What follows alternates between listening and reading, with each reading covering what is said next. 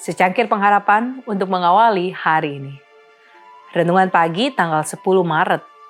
Godaan untuk legisme.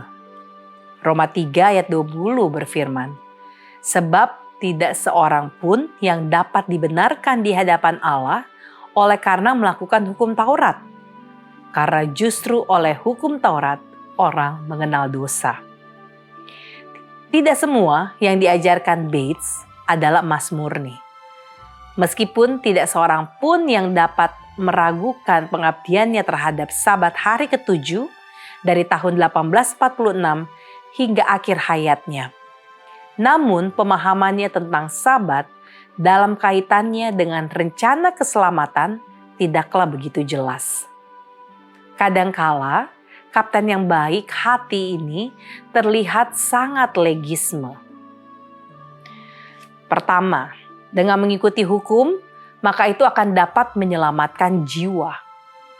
Kedua, memelihara hari Sabat Tuhan yang kudus akan menyucikan dan menyelamatkan jiwa. Namun menaati satu atau ke-9 hukum lainnya tanpa hari Sabat Tuhan tidak akan menyelamatkan jiwa.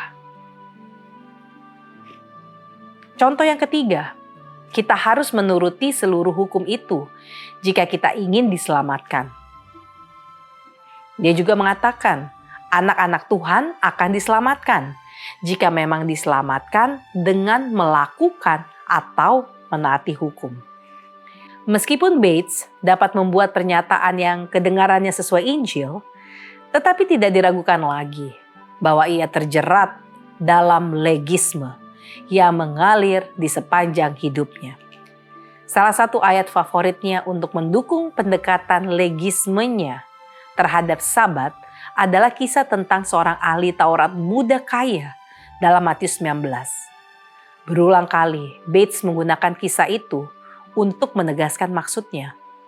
Orang muda itu datang dan berkata kepadanya, "Guru yang baik, perbuatan baik apakah yang harus kuperbuat untuk memperoleh hidup yang kekal?" Jawab Yesus, "Jikalau engkau ingin masuk ke dalam hidup, turutilah segala perintah Allah." Bates menafsirkan ajaran itu dengan kesimpulan bahwa satu-satunya cara untuk masuk ke dalam hidup kekal adalah dengan menaati perintah-perintah Tuhan. Lebih jauh ia menambahkan, jika Yesus tidak bersungguh-sungguh dengan apa yang ia katakan, maka ia menipu ahli Taurat itu.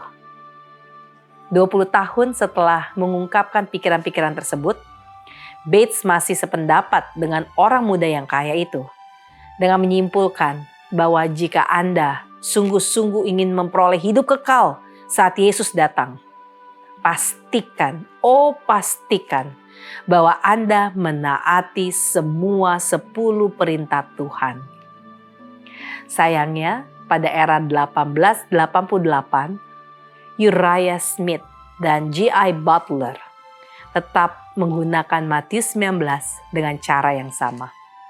Bahkan saya ingat beberapa hasil pendalaman Alkitab yang diterbitkan pada tahun 1960-an masih menggunakan ayat-ayat itu untuk membuktikan perlunya menaati perintah Tuhan. Bagi sebagian orang, menuruti hukum masih merupakan jalan menuju hidup kekal.